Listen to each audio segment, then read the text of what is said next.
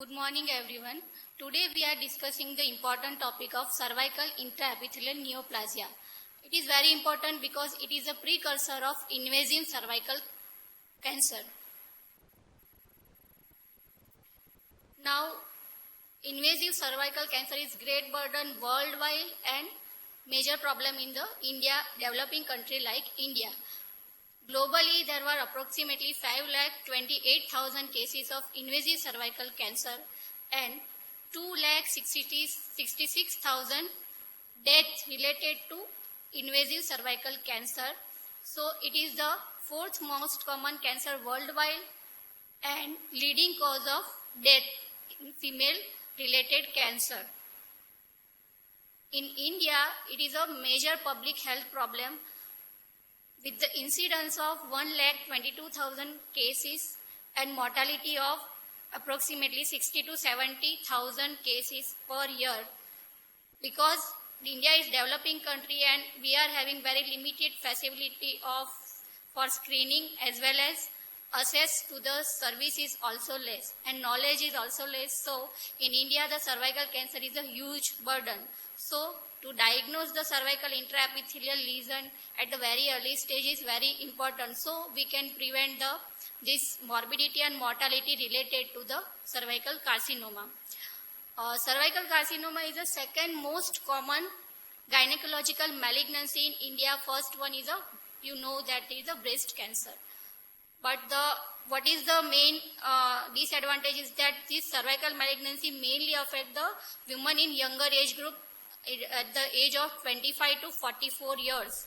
So it is a major social impact on the public health.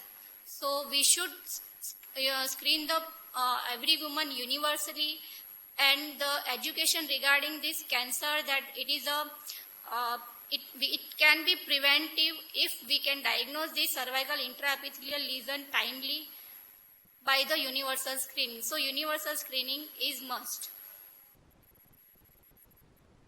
Mortality also high in India. It is 12.4 per 1 lakh every year.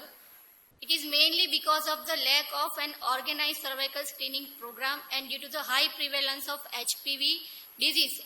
Human papilloma virus infection is very high in India, and social impact is much higher than other malignancy because I already said that it is affecting the reproductive age group at the 30 to 45 years. So its social impact is more. So this pre-invasive cervical lesion is very important. So we have to diagnose this patient at this stage. As at CIN stage, the patient is asymptomatic, but we have to identify this patient by universal screening. So there is an intense need to standardize the diagnosis and management of pre-invasive disease of the cervix. This cervical intraepithelial neoplasia is progressed to the death CIN 2 and 3. CIN 1 is not very common, but CIN 2, 3 will progress to the invasive cervical carcinoma. So diagnosis at the early stages must. So CIN significant feature to diagnose CIN are the cellular. It depends on the degree of cellular maturity, nuclear abnormality, cellular disorganization, and increased mitotic activity. According to that grade, we divide into the CIN 1, 2, and 3. That CIN 1 is in the low grade squamous epithelium abnormality, and the CIN 2 and 3 it is a high grade squamous epithelial abnormality, and that need to be treated early. And this cervical intraepithelial lesion is typically begin at the transformation zone. So you should know what is the transformation zone of the cervix. The transformation zone is very important. So now we will know what is the transformation zone. So transformation zone, this is the picture. So normally in normal physiology, the cervix epithelium is in the endocervical canal. It is lined by the columnar epithelium, and the exocervix is lined by the that squamous epithelium. So there is a junction between two epithelium, that is the squamous columnar junction. It is not the dynamic point. It is not the static point. It is a dynamic. It change with the age of the patient, with the hormonal status. So it's changed during the puberty, menarche, during pregnancy, and after menopause, and if there is any hormonal stimulation in the form of OC pills, there is a change in this squamocolumnar junction point. So it is a changing. So this transformation zone is the area between the original squamocolumnar junction and the new active squamocolumnar junction that I showed in this figure, that the area between the old squamocolumnar junction and the new active columnar junction is a transformation zone. This transformation zone is very important because the cervical intraepithelial lesions start to develop at this level only. So we do the cervical cytology screening at this transformation zone only to identify this lesion early. So transformation zone is the area between the old squamocolumnar junction to the new active squamocolumnar junction. This is again the second finger in which there is a original squamocolumnar junction that demarcated with the broken line and the new squamocolumnar junction. An area that this older squamocolumnar junction will inward toward the exocervix, and this area is having a high metaplastic activity. So normally the cervical intraepithelial lesion begins at this level. So we screen the cells of this area by our Pap test. And again the anterior lip of the cervix is more prone to for the development of the CIN than the posterior lip of the cervix. And what is the main pathophysiological factor behind this CIN is a persistent HPV infection by the high carcinogenic human papilloma virus. So persistent infection of the carcinogenic human papilloma virus is the most important factor for the development of CIN as well as the invasive cervical carcinoma. There are many types of human papilloma virus. Around 120 strain is identified. Among these, that 30 strain is responsible for the malignancy. And among these 30, the human papilloma virus 16 and 18 are highly carcinogenic, and they are mainly responsible for this cervical malignancy and CIN. So HPV cause significant number of vulvar, vaginal, anal, penile and oropharyngeal cancer, and approximately 5% of the human cancer burden is because of this human papilloma virus. Among this variety, the HPV 16 and 18 is most common. Because HPV 16 causes approximately 60% of invasive carcinoma and 18 causes approximately 10 to 15% of invasive cervical carcinoma. And together both these virus will attribute to the 70% of this invasive cervical carcinoma. Other high risk HPV type cause, that is the 31, 33, 53, 58, causes 95 to 99% of the invasive squamous carcinoma. So most important you should know is a persistent infection of the high risk carcinogenic HPV virus, that is HPV 16 and 80. There is many female will infect with this virus, but mostly around 80% recover with the immunity, and that virus will eliminate. But in some patients, there will be persistence of the infection of this HPV virus, and this DNA of this virus will then integrated into the cell, cervical cell, and then will lead to the malignancy. So persistence of infection is important, and we can identify this case in which there is a persistence of HPV infection by our screening by HPV testing and the cytology. So the routine recommended screening by the cervical cytology and HPV testing is must in all reproductive age group female, because there will be no symptom. Patient will remain asymptomatic at this stage. Important conclusion of this finding is that HPV does not discriminate by race, ethnicity, and the same HPV targeted prevention tool will be broadly protective. So HPV does not discriminate by race or ethnicity. It means that it doesn't affecting the lower socioeconomic group more or poor person more. It can affect any group and any person, and every group is high risk for the HPV. So Our screening should be universal, means every woman in reproductive age group must go into the cervical cytology or HPV testing according to the WHO recommendation.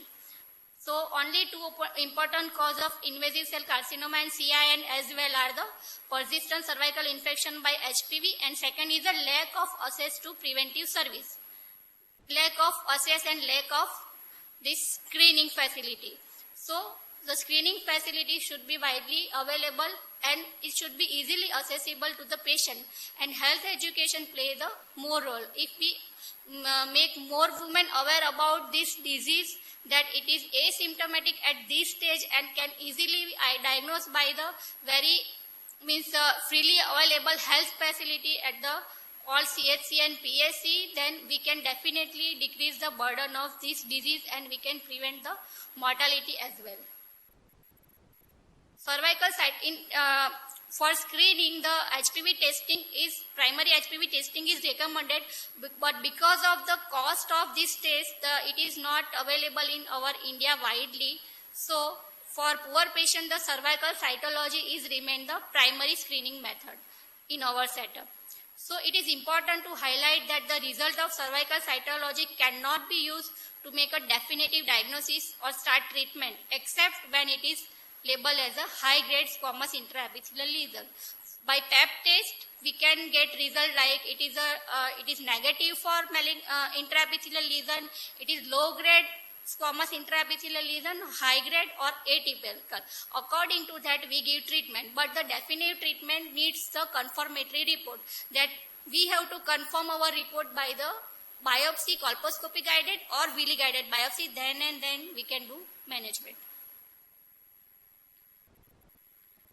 So Pap test we are doing on the OPD basis according to the recommendation, and interpretation according to the Bethesda system. It is divided on the squamous cell abnormality and second is a glandular cell abnormality. Squamous cell abnormality include the low grade squamous intraepithelial lesion, high grade squamous intraepithelial lesion, and atypical squamous intraepithelial lesion.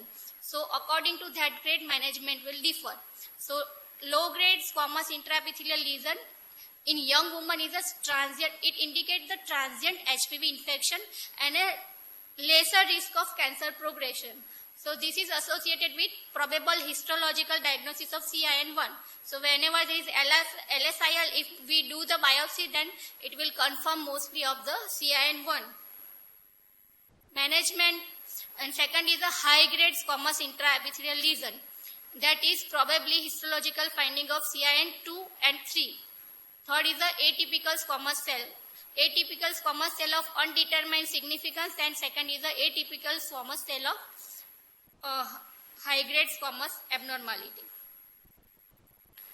Second is the glandular cell abnormality is again divided into atypical glandular cell favored neoplasma, endocervical adenocarcinoma in situ, and adenocarcinoma. So our management of patient depend on what is the report of the Pap smear. So if it is suggestive of Pap test is suggestive of low-grade squamous intraepithelial lesion, then women aged 30 to 64 years with cytology report LSLI should be preferably undergo colposcopy and biopsy. So we should do the biopsy of this patient. Cervical biopsy is recommended. HSIL should be, for HSIL also confirmation is recommended by the targeted biopsy, cervical biopsy by Willi guided or colposcopy guided. For atypical squamous cell of undetermined significance, we have to do the HPV testing. Should be triage preferably with HPV. And women aged 30 to 64 years with excess cytology can be triaged with repeat cytology at 1 year if HPV facility not available. If there is no facility for HPV testing, then we can do the repeat Pap smear after 1 year and manage accordingly. The rate, and if it is a ACSH, atypical squamous cell of high-grade squamous abnormality, then the rate of HPV positivity is much higher. So HPV testing is not recommended. You should directly go for the colposcopy or Willi guided biopsy. For atypical glandular cell, colposcopy directed biopsy plus endocervical sampling is to be done.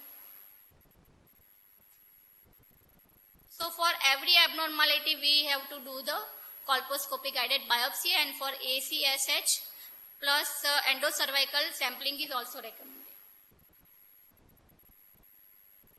So this is whenever there is a low grade, high grade or atypical cell, we do the colposcopy or Willi guided biopsy, and if biopsy confirm that it is CIN 1, 2 and 3, according to that we manage the patient. So this is a picture showing the histology picture. That is first is a normal epithelium in which there is a normal cell. Normally there is a 4 layer. There is a basal layer, intermediate and superficial layer. So basal layer contain the immature cell and the superficial contain the mature cell, in which the nuclei will be small and the cytoplasma is more, and immature cell the nuclei will be large and the cytoplasma is less. CIN1 when the abnormal mitotic activity involve the lower 1/3 of this layer, then it is CIN1. CIN2 when the lower plus middle 1/3 layer is also affected by the cell abnormality. CIN3 when the whole layer is affected, that upper, middle and superficial layer, but the basement membrane is intact, that is CIN3. Invasive cancer when the involvement of invasion of this malignant cell to the basement membrane, then it is a invasive cancer. So we cannot treat the patient according to your pap test report. We have to confirm it by the colposcopy and Willi guided biopsy. Here in our setup, what we do is a Willi guided biopsy. Now, what is this Willi guided biopsy? What is Willi? It is a visual inspection after application of Hughes iodine.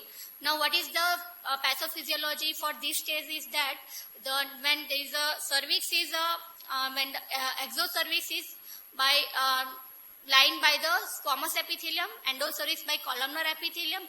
Squamous epithelium is contain the glycogen. Mature squamous cell contain the glycogen. Columnar epithelium has no glycogen. So this iodine is glycophilic. So whenever we apply the iodine, the glycophilic cell will take the iodine. So that normal squamous whenever it is in the exocervix where there is a normal mature squamous epithelium, it will take the iodine, so it will stain dark brown, that is known as Moynier brown color. And columnar epithelium in which the glycogen is absent, so it doesn't stain, but there is a partial staining of the dye, so it is a transparent film of brown is there. So it is a normal dark brown color stain at the squamous area, and columnar epithelium will remain unstained. And third is whenever there is a invasive carcinoma or there is a cervical intraepithelial neoplasia, so in which the glycogen is absent, so it will remain unstained, and second thing, it will be yellow mustard in color or there will be saffron color. So unstained area which is yellow mustard color or saffron color, so we have to take the biopsy from that abnormal area site. So this is a picture of the Willi test, that is a normal. You can see the dark brown Moynier color iodine uptake of this normal squamous epithelium because it contains the glycogen, so it stained with the iodine. And this inside is a columnar epithelium that is doesn't having glycogen, so it is not stained, but there is a transparent stain of the iodine over the columnar epithelium. This is the normal. This is the Willi negative result, in which this is a normal brown squamous epithelium and this normal columnar epithelium which remain unstained. Now this is the second picture of Willi positive test, in which there is a unstained area, that is a yellow mustard color saffron area in the that invading the squamocolumnar this transformation zone. Okay, so this is a abnormal area and it is also known as positive Willi test, and we have to take biopsy from this site. So for exam point of view also, this Willi test is very important. This also known as Stiller's test. So this unstained area is abnormal because there is no glycogen content and it is a yellow saffron color. From that area, we have to take the biopsy. And again, I said that anterior lip of cervix is more prone for the cervical intraepithelial neoplasia. So this is the anterior lip of cervix where there is a abnormal area. So we take the biopsy from that site, and after histological confirmation, what is the grade of this CIN 1, 2 and 3, according to that we manage the patient. So now coming to the management, if it is CIN 1, then already I said it is reflect the HPV infection in transient phase. So no treatment is recommended. Woman diagnosed with CIN 1 on histology preceded by low-grade pap smear should be advised to continue with follow-up under supervision. So we kept that patient under supervision. But when there is a persistence of CIN for 2 years, then treatment is advisable. If on follow-up the lesion is persist for 2 years, then we have to do the surgical treatment of this patient for cryotherapy or ablation therapy. Both ablation and excision are appropriate modality for treatment. Women with CIN1 histology but if CIN histology preceded by high-grade pap smear abnormality, then should be advised an intense follow-up or immediate treatment depending on their compliance and desire. If high-grade smear abnormality persists for 12 months and no lesion is seen on colposcopy or diagnostic excision is warranted. So your treatment of histology confirmation of CIN1 is depend on the what is the previous pap smear report. If it is LSIL, then we can follow up the patient, and if it persists for 2 years, then treatment is required. But if the pap smear preceded pap smear is high grade HSIL, then we have to do the intense follow up, and if the family is completed, then surgical treatment is recommended. For CIN 2 and 3, as per WHO, 1 to 2% women are diagnosed to have CIN plus 2 every year, and up to 50% of CIN 2 plus can regress over time. So, treatment is recommended if CIN 2 persists for 2 years. For CIN 2 also, we keep for the follow-up, and if it persists for 2 years, then the surgical treatment is required. But for CIN 3, surgical treatment is recommended as risk of progression is high enough. Approximately 30 to 50% of cases will progress to the cancer. So CIN 3, no follow-up, you directly go for the surgical management. Women with diagnosis of CIN 3 are harboring an immediate precursor to the invasive cancers and should not be observed irrespective of age or concern about the future fertility. So CIN 3 is a immediate precursor to invasive cancer. So no observation for CIN 3. As early as possible, surgical treatment is recommended irrespective of age and future fertility. For CIN 1, we can observe the patient for 2 years. If it is persistent, then do the surgical management. For CIN 2, again, we can follow up the patient for 2 years, and if there is a persistence of lesion, then surgical treatment is recommended. For management, first I will talk about the prevention. We can definitely prevent this CIN cervical intraepithelial neoplasia by prophylactic HPV vaccination in adolescent age group plus cervical cancer screening.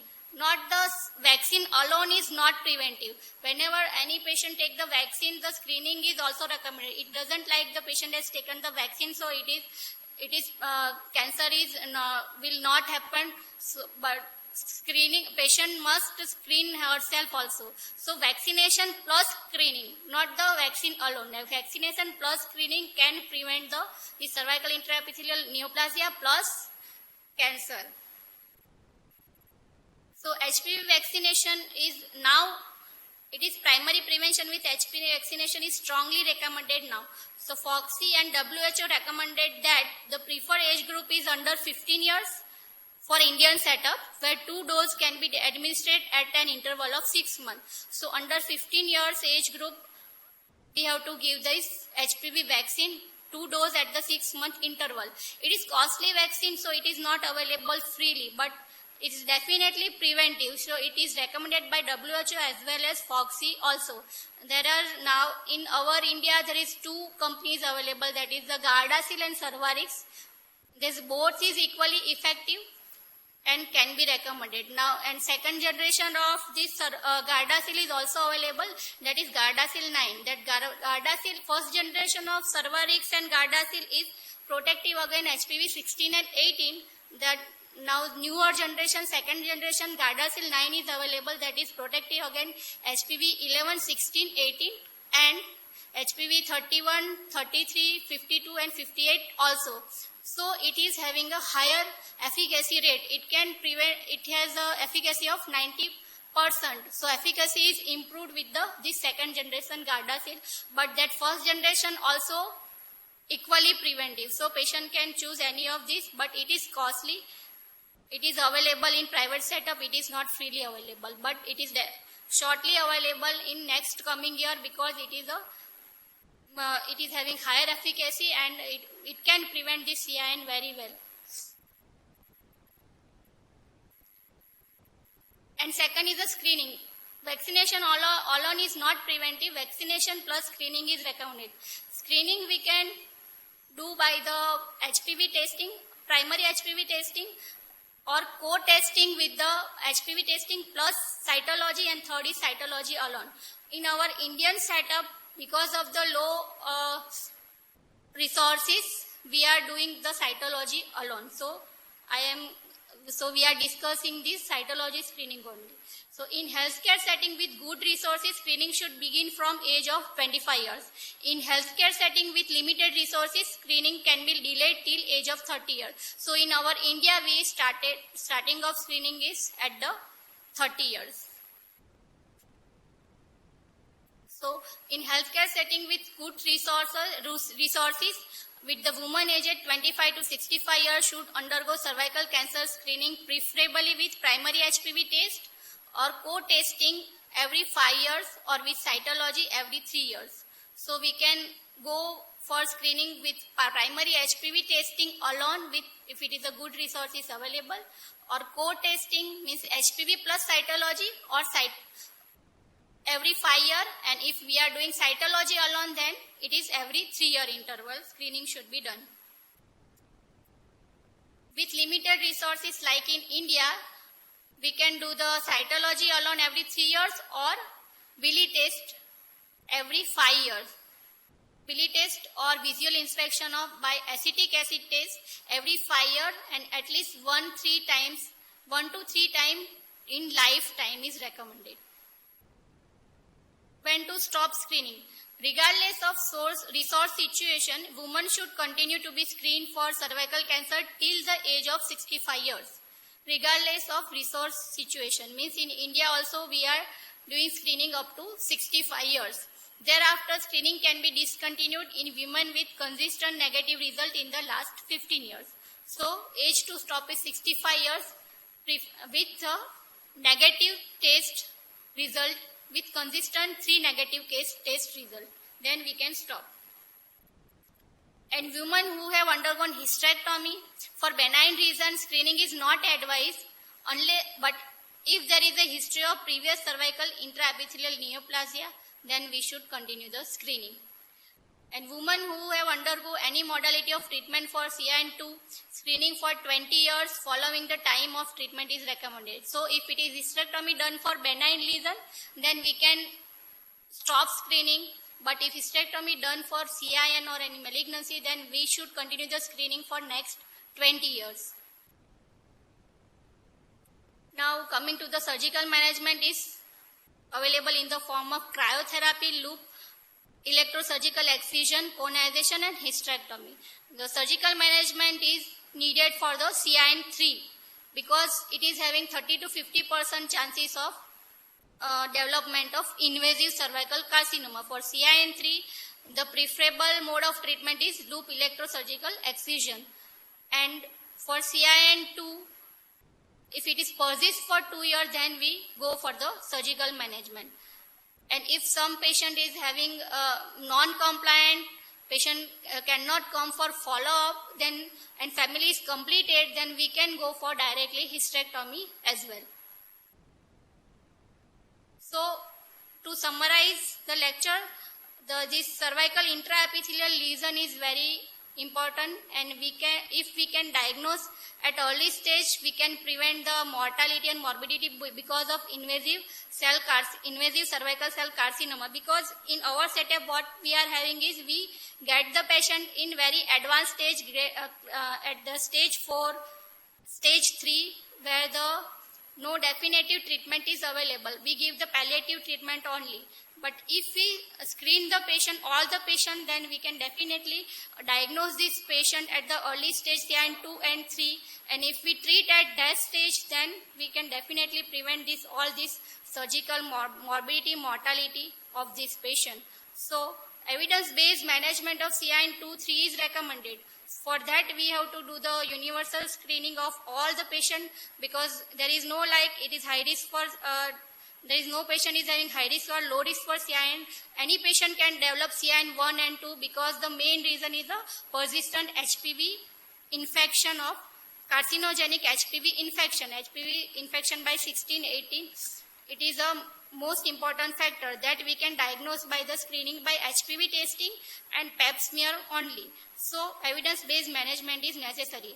And health education regarding primary prevention should be done. We educate the patient regarding the primary prevention in the form of vaccine and screening. Both is available.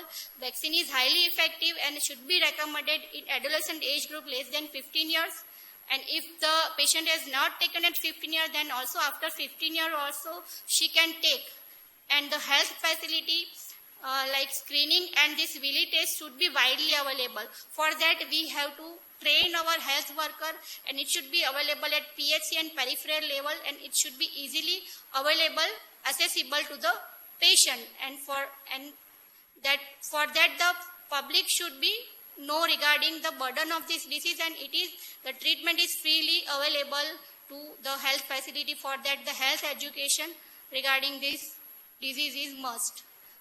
So, thank you very much for the session.